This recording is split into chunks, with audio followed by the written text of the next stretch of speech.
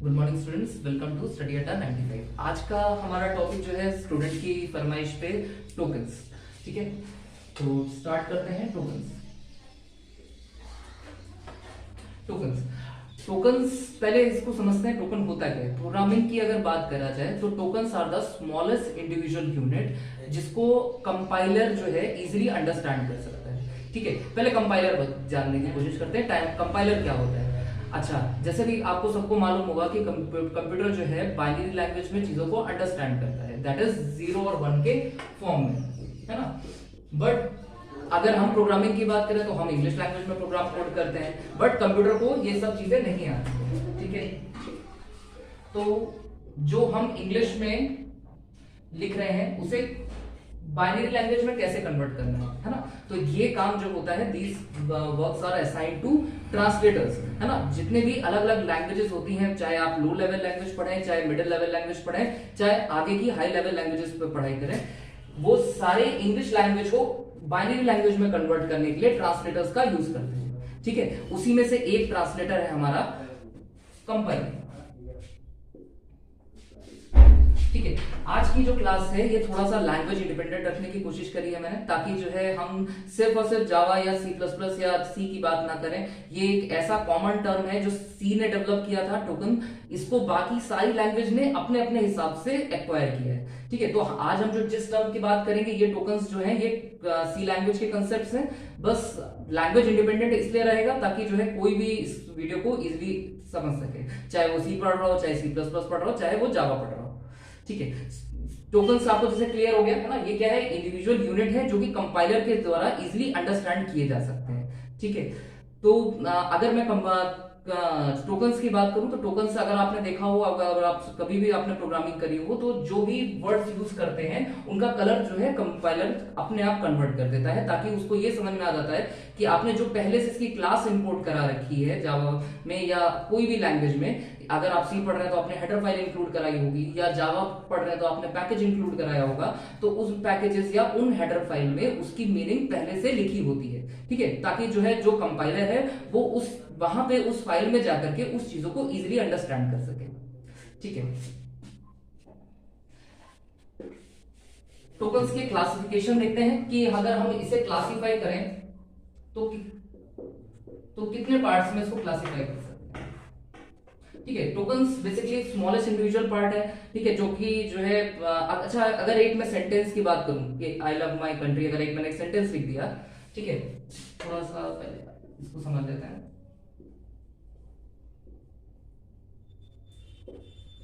ठीक है, तो इसमें अगर मैं माई की बात करूं, कंट्री की बात करूं, लव की बात करूं और आई की बात करूं, तो दीज आर टोकन्स। ठीक है, फॉर अ सेंटेंस। ठीक है, for a sentence a word is a token.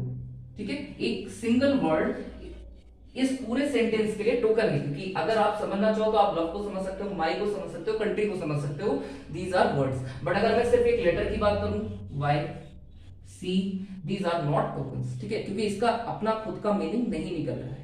ठीक है, टोकन्स मेरे हिसाब से शायद समझ में आ गए होंगे। ठीक है, क्लासिफिकेशन पे से स्टार्ट करते हैं। ठीक है, पहला टोकन आपका जो है कीवर्ड्स। ठीक है, और आगे बढ़ते हैं। कीवर्ड्स के बाद आइडेंटिफायर्स। ठीक है, कॉन्स्टेंट्स, या इसको आप लिटरल्स भी बोल सकते हैं। ठीक है, पंचुएटर्स या सेपरेटर्स, इसको सेपरेटर भी बोल सकते हैं। ठीक है, ये आपके हो गए टोकन्स। ठीक है, इसके अलावा भी बहुत सारे टोकन्स अवेलेबल है, हम अभी इन पे थोड़ा सा कंसंट्रेट कर रहे हैं, जो कि इंपॉर्टेंट है आपके एग्जाम का इसके साथ। ठीक है, सबसे पहला जो है टोकन, दैट इज कीवर्ड।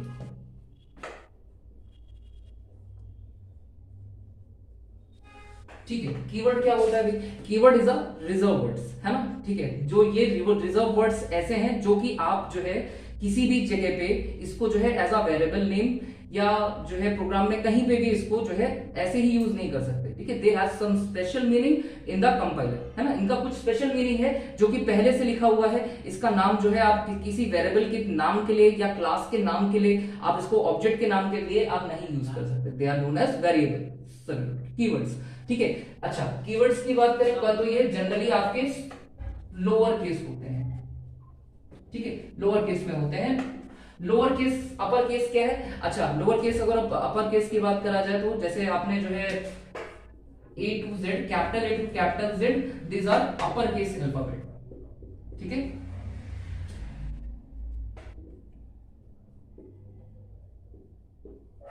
ठीक है, इसी तरह से अगर small a to small z की बात करें, this is your lower case alphabets,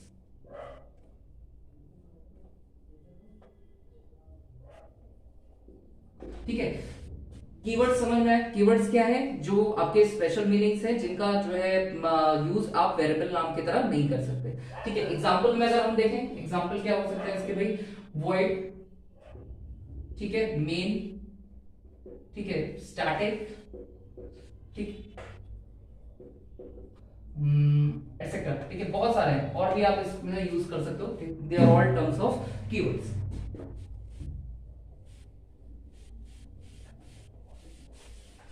ठीक है, next will be your identifiers.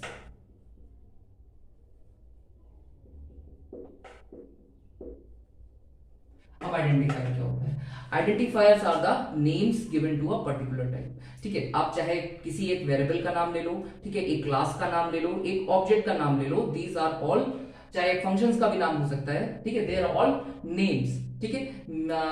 ठीक है, नेम क्या होता है कि कोई, अच्छा, आइडेंटिफायर्स का ही एक टाइप आपका वेरिएबल है, ठीक है।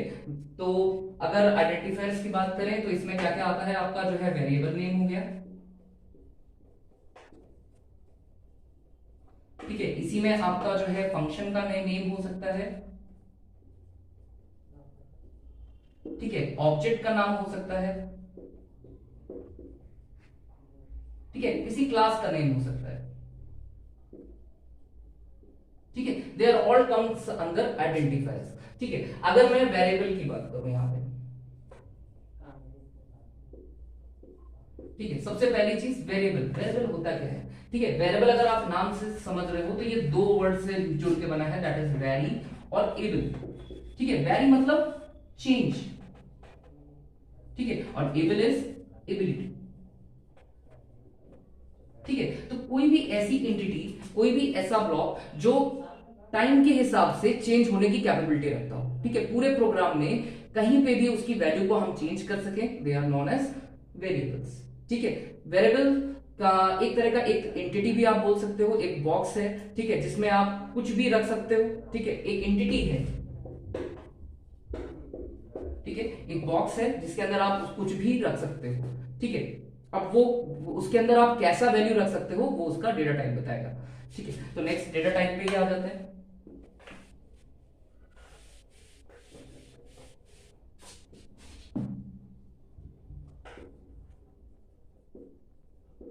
डेटा टाइप्स, ठीक है। डेटा टाइप भी आपके दो तरह के होते हैं, एक प्राइमरी डेटा टाइप्स और डिराइव्ड डेटा टाइप्स,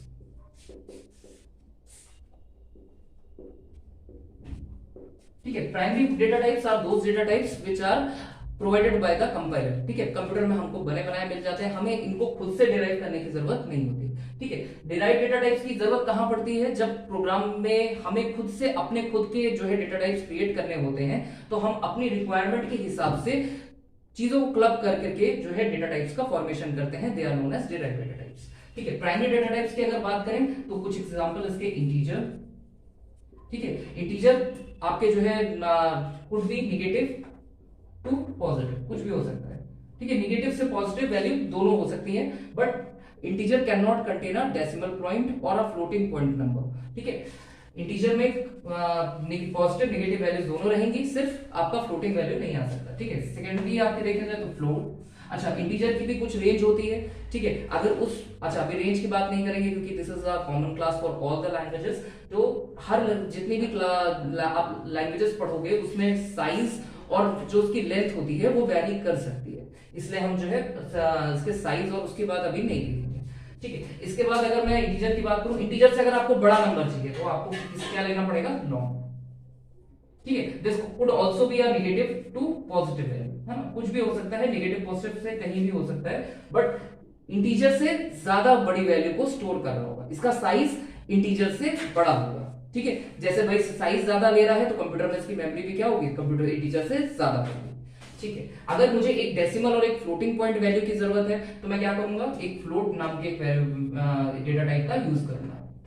ठीक है, फ्लोटिंग ये क्या है, ये आपका डेसिमल में 2 से या 6 डिजिट तक के वैल्यूज को सेव कर सकता है। ठीक है, it could also be a negative to positive value.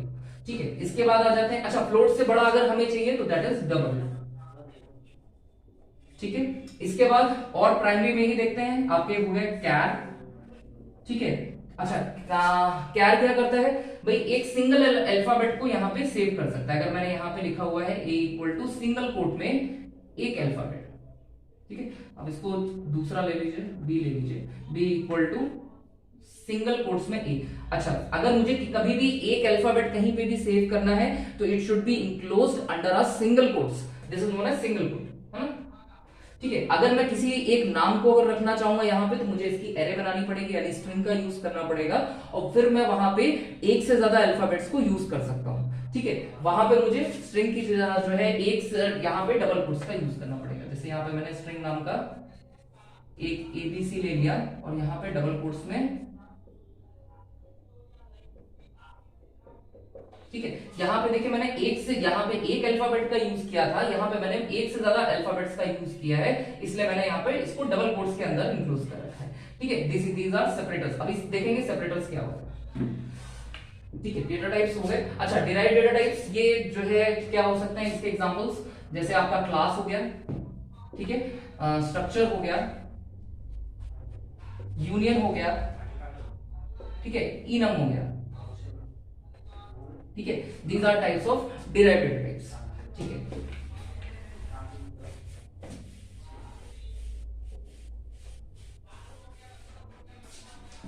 ठीक है, नेक्स्ट आ जाता है नेक्स्ट टोकन पे, that is literals. Literals oblique constant values.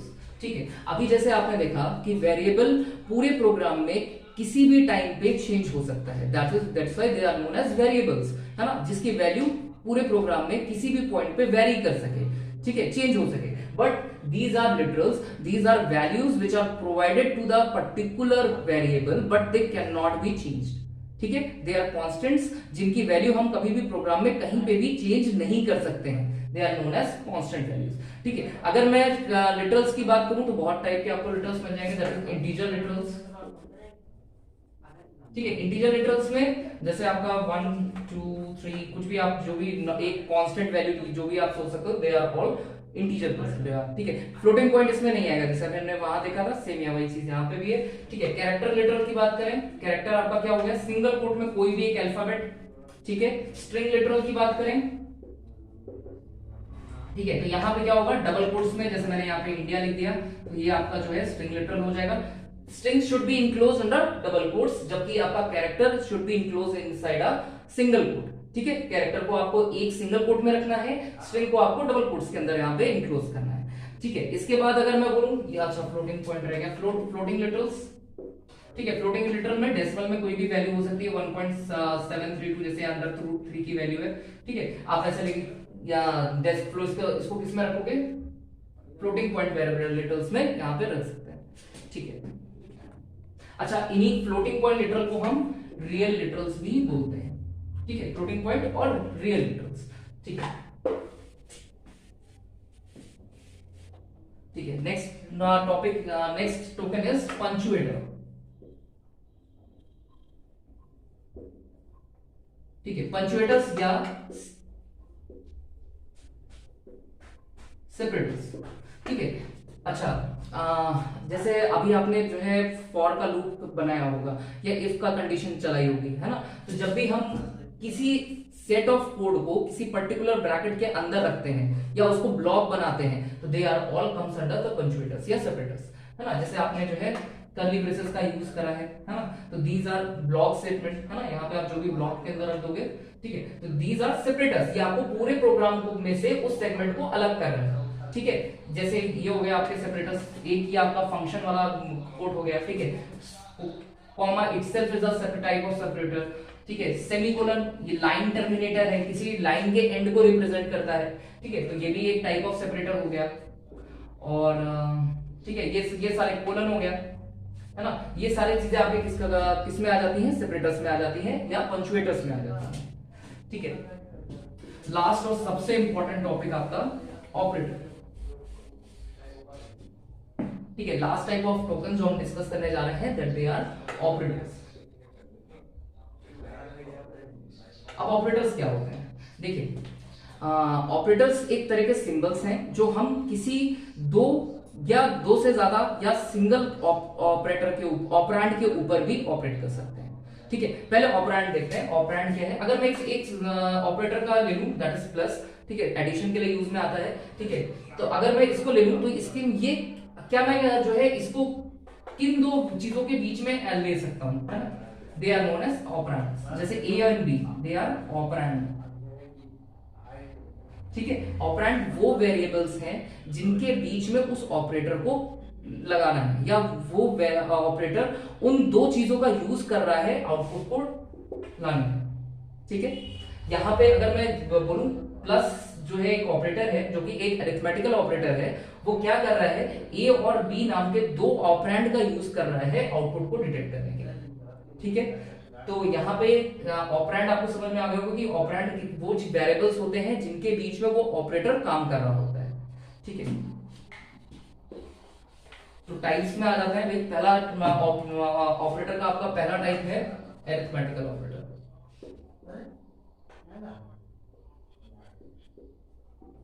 ठीक है, अरिथमेटिकल ऑपरेटर्स। अच्छा ये जैसे आपने प्लस माइनस मल्टीप्लाई डिवाइड ये सारे ऑपरेटर्स आपने देखे होंगे, बिल्कुल, है ना। मैथ्स में जो है आप इस सारे चीजों पे काम करते हैं, ठीक है।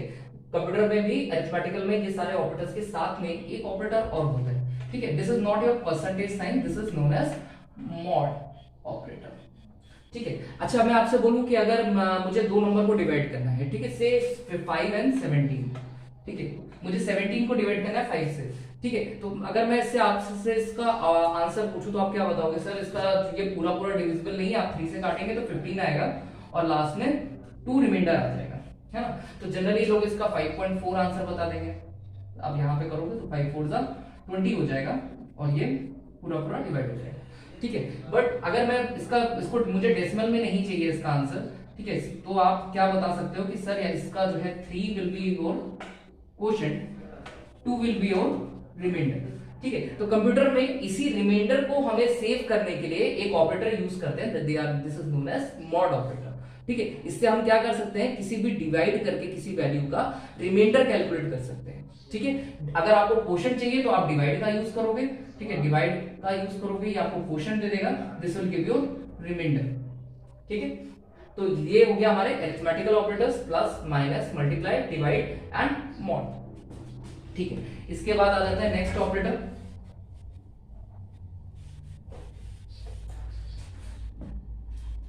ठीक है। Second operator is relational operator,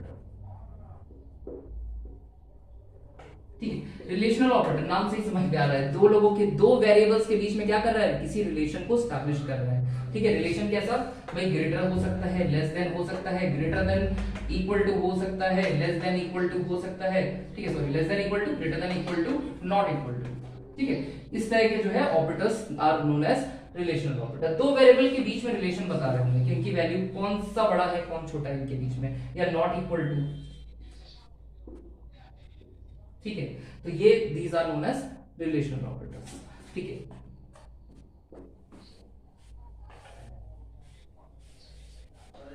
ठीक है, third operator logical operator, logical operators, ठीक है। अच्छा आपने जो है इफ की कंडीशन यूज करी होगी, है ना, दो एक जैसे ठीक है, एक कंडीशन मैंने यहां पे बनाई, ए इज ग्रेटर देन बी, ठीक है, यहाँ पे मैं क्या कर रहा हूं, यहाँ पे एक कंडीशन, ये एक कंडीशन है, ये दूसरी कंडीशन है, ठीक है। इन दोनों ही कंडीशन को मैंने एक ऑपरेटर से जोड़ दिया, दैट इज एंड ऑपरेटर। हाँ, ये एंड कब जो है हमें ट्रू देगा, कब वन ऑपरेटर हमको वन रिटर्न करेगा, यानी वैल्यू इसकी ट्रू कब आएगी, जब ये दोनों ही कंडीशन हमारी ट्रू होगी, ठीक है। जैसे हमने जो है गेट्स में देखा था कि एंड कब देता है ट्रू, जब आपका जो है दोनों ही कंडीशन ट्रू होती है तभी वन देता है, वरना अगर कोई भी एक कंडीशन आपकी फॉल्स हो जाएगी तो एंड ऑपरेटर आपका फॉल्स रिटर्न करेगा। वही यहाँ पे क्या है, दो कंडीशन है हमारी, A is greater than B, A is greater than C. अगर ये दोनों ही कंडीशन ट्रू होती है तभी यहाँ पे हमको जो है इसके अंदर जो भी आप स्टेटमेंट लिख देंगे वो तभी रन होगा जब ये दोनों ही कंडीशन आपकी ट्रू हो जाएगी, ठीक है, क्लियर है। तो यहाँ पे मैंने एक ऑपरेटर यहाँ पे बताया लॉजिकल ऑपरेटर में, पहला क्या है लॉजिकल एंड, ठीक है, दूसरा ऑपरेटर लॉजिकल और, ठीक है। अगर मैं चाहूं कि इन दोनों में से कोई भी अगर एक कंडीशन ट्रू हो जाए तो मेरे ये सारे स्टेटमेंट एग्जीक्यूट हो जाए, तो मैं क्या करूंगा, यहाँ पे लॉजिकल और का यूज करूंगा, ठीक है। तो ये और कब रिटर्न करता है वन, अगर आपका दोनों में से कोई भी एक कंडीशन अगर ट्रू हो जाए।